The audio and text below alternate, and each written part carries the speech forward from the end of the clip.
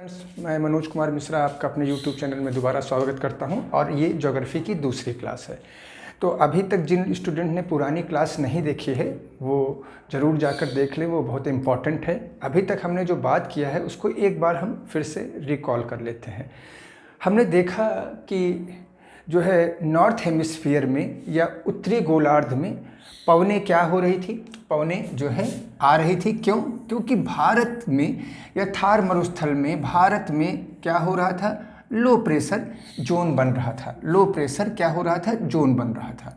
तो भारत की ये मान लीजिए कर्क रेखा है और ये मकर रेखा है, तो भारत में लो जोन बन रहा था और यहाँ की साउथ ईस्ट या दक्षिण पूर्वी पवनें क्या हो रही थी, फेरल के नियमन अनुसार क्या है, अपनी दाहिनी ओर मुड़ जा रही थी और मुड़कर क्या है, साउथ वेस्ट जो है मानसून का निर्माण कर रही थी।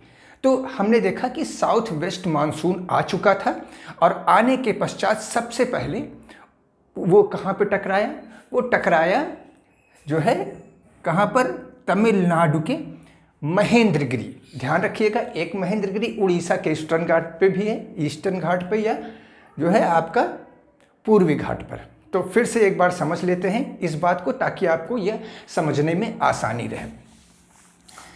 देखिए, आपको कंसेप्ट अगर क्लियर नहीं रहेगा तो फिर बहुत दिक्कत होगी और आप आगे की चीज़ों को समझ नहीं पाएंगे। अगर मानसून में आपका कंसेप्ट क्लियर है तो आपको सब कुछ आसानी से समझ में आ जाएगा। क्या कंसेप्ट है? लो प्रेशर जोन बनता है। कहाँ पर बनता है? भारत में। भारत का उत्तर पश्चिम भाग जो है बहुत गर्म हो जाता है। किस वजह से गर्म हो जाता है? वजह है उसके गर्म होने की कि सूर्य जो है कर्क रेखा पर लंबवत चमकता है।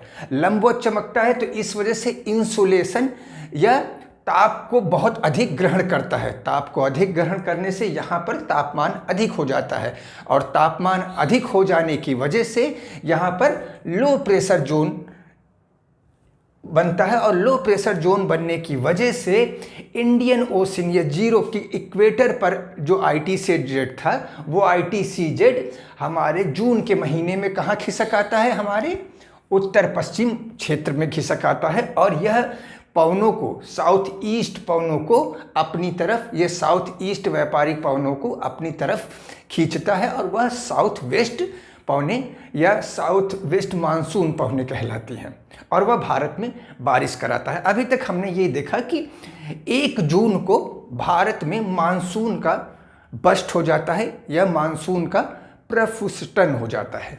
तो सबसे पहले मानसून टकराता है कहाँ पर? महेंद्रगिरी पर्वत पर। यहाँ से टकराकर भारत के इस त्रिकोणीय या ट्रायंगुलर शेप की वजह से साउथ वेस्ट मानसून कितने भागों में टूट जाता है? 2 भागों में। अरब सागर वाले भाग को हम क्या कहते हैं? अरेबियन सी शाखा, और इस वाली शाखा को जो इधर जाती है इसको हम कहते हैं बंगाल की खाड़ी की शाखा या बंगाल की खाड़ी की शाखा या branch of Bay of Bengal. तो इतना आप आसानी से समझ चुके होंगे। आज हम कोशिश करेंगे कि अरेबियन सी के बारे में या अरेबियन सी ब्रांच के बारे में पढ़ेंगे, क्योंकि लगभग 65% जो 65% हमारी रेनफॉल होती है इंडिया में, ये किसकी वजह से होती है? अरेबियन सी की वजह से। ध्यान रखिएगा, इंपॉर्टेंट है। 65% और बे ऑफ बंगाल जो है, जो भारत में वर्षा का कारण कर बनता है, वह केवल 35%। तो ये कुछ आंकड़े भी हैं, वो हमेशा याद रखना होता है आपको। ये 65% और ये क्या है? ये 65% और बे ऑफ बंगाल की शाखा से 35। मानसून से भारत में 74% वर्षा होती है। किस मानसून से? साउथ वेस्ट मानसून से। और 10% वर्षा हमारी किससे होती है? 10% वर्षा हमारी होती है लौटता हुआ मानसून की या रिट्रीटिंग मानसून से या शीतकालीन मानसून से। ये भी हम बाद में देखेंगे। और कुछ 10% ही हमारी होती है किससे? जो है आपका साइक्लोनिक या जो साइक्लोन से वर्षा होती है, ठीक है। और बाकी जो 6% है वह हमारा पश्चिमी विक्षोभ से होता है। तो ये रही बात आंकड़े की। उम्मीद करता हूँ कि आप इन आंकड़ों को नोट भी कर रहे होंगे, क्योंकि ये आपके लिए बहुत महत्वपूर्ण है और अधिकतर प्रश्न पूछा जाता है। तो सबसे अधिक वर्षा किससे होगी? साउथ वेस्ट मानसून से। और साउथ वेस्ट मानसून की 2 शाखाएँ हैं। कौन सी?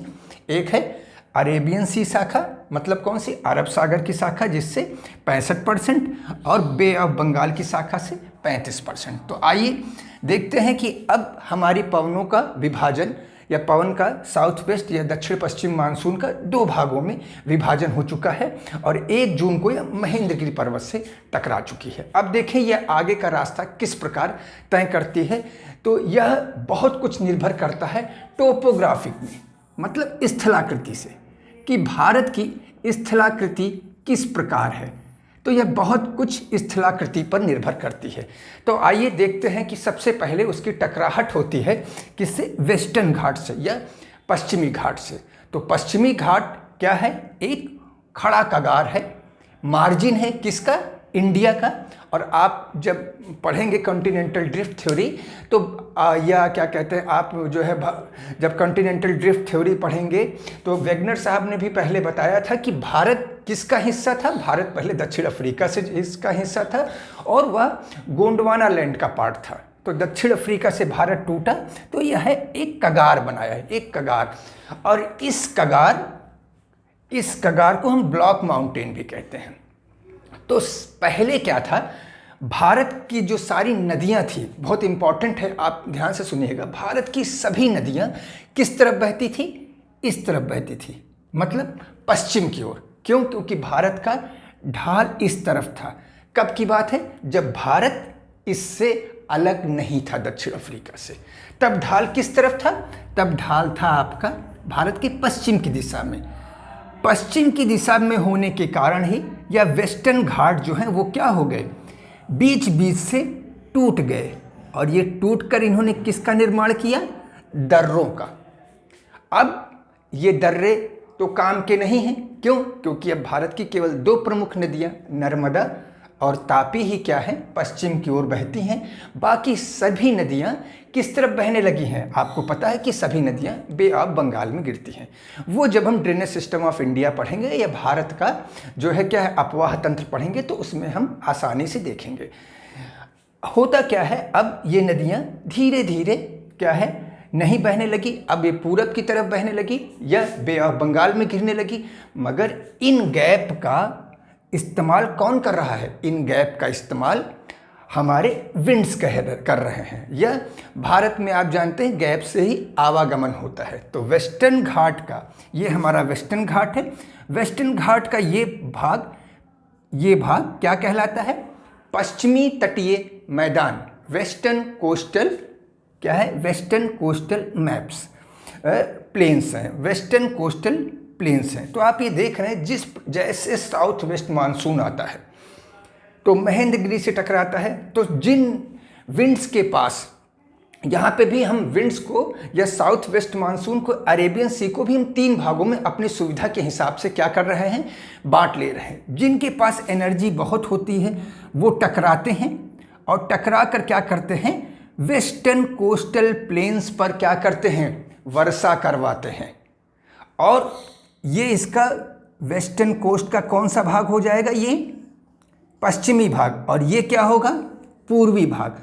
तो पूर्वी भाग पर क्या होगा, या ईस्टर्न पार्ट पे कम वर्षा होगी। क्यों कम वर्षा होगी, क्योंकि पूर्वी भाग क्या है, वृष्टि छाया क्षेत्र है।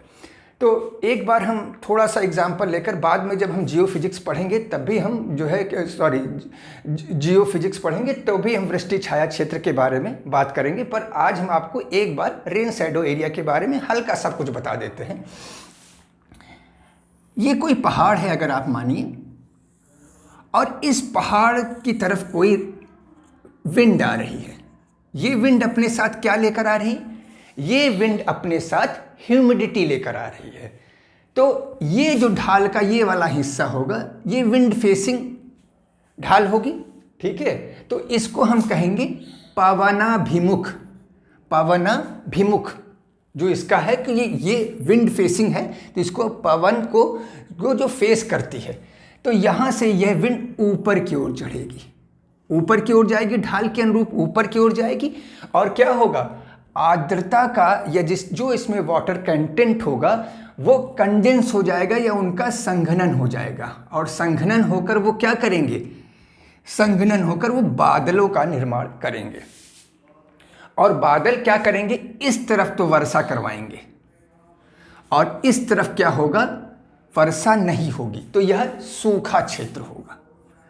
तो हमेशा ध्यान रखिए, बादलों का जो हिस्सा जो है या पहाड़ों का जो हिस्सा विंड को फेस करता है उस तरफ क्या होता है, उस तरफ वर्षा होती है और दूसरी तरफ क्या होता है, सूखा होता है।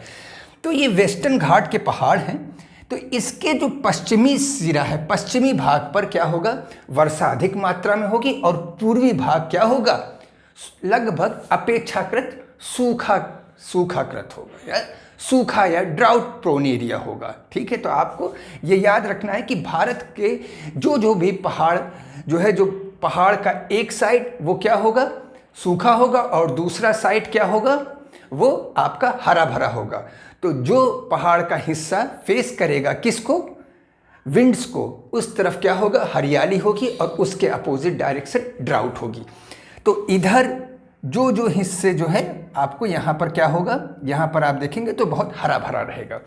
तो एक विंड का एक हिस्सा हमने बताया, साउथ वेस्ट मानसून के अरेबियन सी के ब्रांच को हमने 3 भागों में बांटा। एक तो पहाड़ से जो डायरेक्ट टकरा गई, तो इधर क्या हुआ, इसने 350 सेंटीमीटर तक वर्षा कराई। पर एक बहुत इंपॉर्टेंट बात है, जैसे जैसे आप दक्षिण से उत्तर की तरफ जाएंगे, पहाड़ों का जो साइज है, वह जो ऊंचाई है, वो क्या होती जाएगी, कम होती जाएगी। उसका एक बहुत बेसिक रीज़न है, जब भारत जो है का गोंडवाना लैंड, जब भारत जो है यूरेशियन से क्या हुआ, यूरेशियन प्लेट से टकराया, हम इसके बारे में बाद में बात करेंगे। जब यूरेशियन प्लेट से टकराया तो क्या हुआ, भारत का पीछे वाला हिस्सा क्या हुआ, उठ गया और ये वाला हिस्सा क्या हुआ, धंस गया। अभी तक तो आप मोटा तौर पे ये जान लीजिए। तो आप एक बार देख लीजिए कि क्या क्रम है, ये क्रम आपको इम्पॉर्टेंट है। पीक्स क्या है वेस्टर्न घाट्स के, तो सबसे जो ऊंची चोटी है वो अन्नामुदाई है, फिर कौन सी है, फिर दोदा बेटा है, फिर क्या है, मूलनगिरी है और फिर महाबलेश्वर और कंसुबाई। इसको आप मैप में क्या करेंगे, मार्क कर लेंगे। तो आपको पता है कि इधर से इधर ये क्या होगा, हाइट भी क्या होगी, डिक्रीज होती जाएगी। तो अगर एग्जाम में कभी पूछा जाता है कि आप इनको इंक्रीजिंग या डिक्रीजिंग या बढ़ते आरोही या अवरोही क्रम में लगाएं, तो सबसे ऊंची अनाईमुदी और सबसे छोटी कंसुबाई होगी। इसका रीजन भी मैंने आपको क्या किया है, बता दिया है। इसी तरीके से जो दर्रे हैं या पासेस हैं, जिनको हम विंड गैप भी कह रहे हैं, जिसके रास्ते से क्या है, कुछ विंड चोरी छुपे चली जाएंगी, उनका भी क्रम बहुत इंपॉर्टेंट है, दक्षिण से उत्तर। और यही जाकर कुछ बारिश क्या करती हैं, इस हिस्से में या वेस्टर्न घाट के पूर्वी हिस्से में भी कर देती हैं। तो हम घाटों के क्या करेंगे, घाटों को भी दक्षिण से उत्तर के क्रम में याद रखने का प्रयास करेंगे। तो दक्षिण में सबसे दक्षिण में क्या है, सिनकुट्टा गैप है। सिनकुट्टा गैप बहुत इंपॉर्टेंट है, सिनकुट्टा गैप या घाट के नाम से आएगा। फिर जो है आपका पाल घाट, फिर टिनिया घाट, फिर अगुम्बे घाट और फिर भोर घाट और क्या है, थाल घाट। तो ये आपको याद हो गया है, ठीक है। आप इसको याद कर लीजिएगा या आप एक इसका स्क्रीनशॉट ले लीजिएगा। अब साउथ वेस्ट मानसून घुस रहा है, भारत के अंदर जा रहा है। क्यों? क्योंकि उत्तर पश्चिम क्षेत्र में क्या है, बहुत ज़्यादा लो प्रेशर जोन बन गया है और यह एक कटघरे में भी जा रहा है। देखिए, आप आराम से देख सकते हैं कि इधर हिमालय है और इधर क्या है, अरायन कोमा है, ठीक है, जो म्यांमार के साथ भारत की सीमा बनाता है। और इधर आप पाकिस्तान में देख रहे हैं सुलेमान और किरथर। अब ये क्या होगा, ये पवने यहाँ से निकल नहीं पाएंगी। क्यों? क्योंकि एक कटघरे में अब वो एक ट्रैप में फंस जाएंगी। तो अभी हमने देखा साउथ वेस्ट मानसून की पहला स्टेप क्या था कि पहले ऊंचे ऊंचे पहाड़ों से टकराकर, वेस्टर्न घाट के ऊंचे ऊंचे पहाड़ों से टकराकर क्या कर रही है, पश्चिमी तरफ वर्षा करा रही है। और वर्षा की मात्रा भी क्या होगी, दक्षिण से उत्तर कम होती जाएगी। क्यों कम होती जाएगी? क्योंकि दक्षिण से उत्तर जो है पहाड़ों की साइज भी क्या होगी, कम होती जाएगी। तो यह इंपॉर्टेंट है, अगर कोई पूछेगा तो दक्षिण में कितनी वर्षा होगी, 350, और यहाँ आते आते 250 हो जाएगी।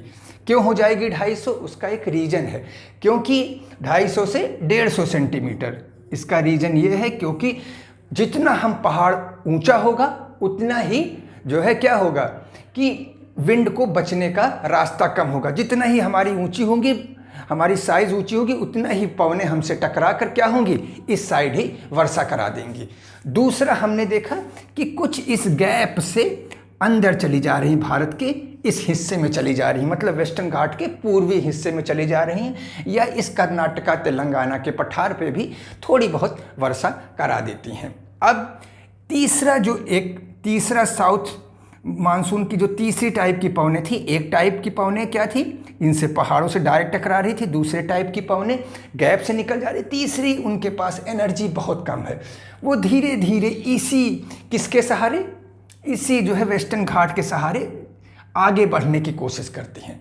और आगे बढ़ने की कोशिश करती हैं तो इनको सामने मिलती हैं गुजरात की गिर, मांडो, गिरनार पहाड़ियाँ।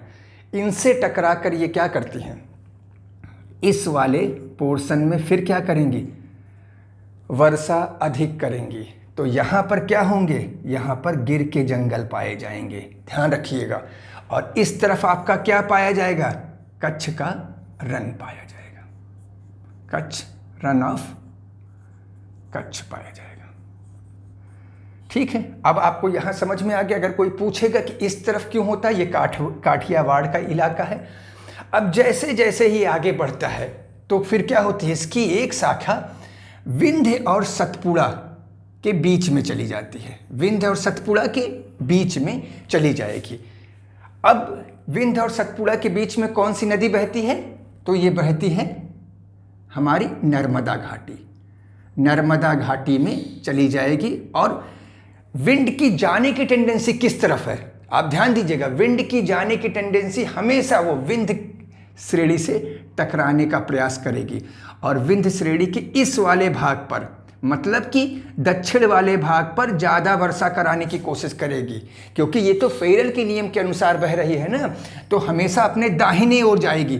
तो सतपुड़ा के इस हिस्से पर बारिश नहीं होगी और विंध्य के इस हिस्से पे ज़्यादा बारिश होगी। तो अगर कोई पूछेगा आपसे तो विंध्य के दक्षिण में ज़्यादा बारिश होगी, ठीक है। और एक उसकी शाखा किस तरफ चली जाएगी, अरावली और विंध्य के बीच में चली जाएगी, जहाँ ये टकराएगी किससे, आपका अरावली यहाँ से राजस्थान से स्टार्ट होता है और दिल्ली की रायसीना हिल तक है, यहाँ ये माउंट आबू से टकराएगी और इस तरफ क्या करेगी, वर्षा कराएगी। और ये जो शाखा विंध्य और सतपुड़ा के बीच में गई थी, यहाँ ये टकराएगी किसका, बेतुल के पठार से, बेतुल के प्लेटेऊ ऑफ बेतुल। और यहाँ किससे टकराएगी, यहाँ ये टकराएगी अमरकंटक पहाड़ से, अमरकंटक पहाड़ से। और यहाँ सब इंतजार कर रही हैं किससे, जो शाखा इससे बिछड़ गई थी, बे ऑफ बंगाल से। तो मैंने आपको कल पिछली क्लास में बताया था कि बे ऑफ बंगाल की शाखा और अरेबियन शाखा जहाँ पे भी टकराएंगी वहाँ पर क्या होगा, वहाँ पर जो है क्लाउड बस्ट होगा। तो ये बेतुल का पठार, अमरकंटक का पठार और यह उत्तराखंड या शिमला का जो एरिया होगा, जहाँ जहाँ पर ये टकराहट आपको देखने को मिल रही है, वहाँ पर क्या होगा, क्लाउड बस्ट होगा। अब आते हैं अरावली के कुछ, जो अरावली के इस तरफ या अरावली के उत्तर पश्चिम वाले क्षेत्र में भी कुछ पवनें जाएंगी, ठीक है। तो अरावली दरअसल इसके समानांतर खड़ा है। तो क्या होगा, तो इन पवनों को कोई रोकेगा नहीं। जब इन पवनों को कोई रोकेगा नहीं तो क्या होगा, वर्षा भी ये पवनें नहीं कराएंगी। क्यों, क्योंकि अगर वर्षा करानी है तो हमें समानांतर नहीं, उसके लंबवत खड़ा होना। अगर अरावली इस तरह खड़ा होता तो क्या होता, ये हिस्सा जो है हरा भरा होता, और ये हिस्सा हरा भरा इस नहीं है। तो इसका एक वजह है कि अरावली इसके समानांतर है। फिर भी यहाँ पर कुछ वर्षा हो जाती है। कैसे, कितनी वर्षा हो जाती है, 15 सेंटीमीटर की। वो वर्षा कहाँ होती, क्यों होती है, एक वजह तो ये भी है कि वर्षा होने का कि इंदिरा गांधी जो नहर है या उसकी कनाल है या उसकी डिस्ट्रीब्यूटरी है, उसकी वजह से भी क्या होती है, कुछ जलवाष्प को ले लेती है। तो देखिएगा दो एक बहुत इंपॉर्टेंट पोर्शन है कि एक वजह तो थार के मरुस्थल में वर्षा न होने का कारण क्या है कि अरावली समानांतर है। दूसरा कारण जो है कन्वेक्शनल या संवहनी वेव्स या संवहनी तरंगों को भी मानेंगे। क्यों?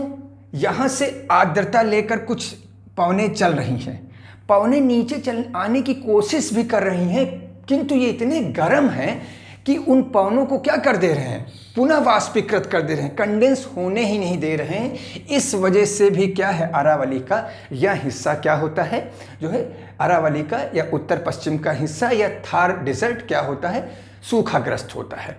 तो मुझे लगता है कि आपको जो है ये अरेबियन सी का जो हिस्सा है, ये सब आपको जो अरेबियन सी शाखा है इसकी मैकेनिज्म टोपोग्राफिक वाइज में आपको अच्छे से समझ में आ गई होगी।